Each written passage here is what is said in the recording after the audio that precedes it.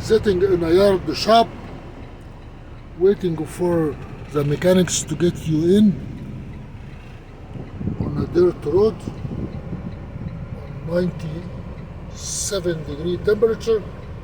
Only thing you can do here is watch some trains going back and forth. That's the same train that left a few minutes ago.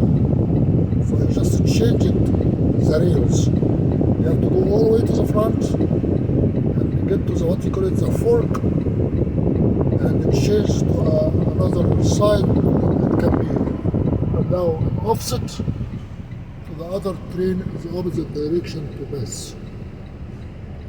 All these logistics will take time. That is why the trains take so long. But on a long distance, if you are delivering from Utah to Pennsylvania, it can take 4 days, almost faster than a truck. Well, now he is moving now, so we can start to moving.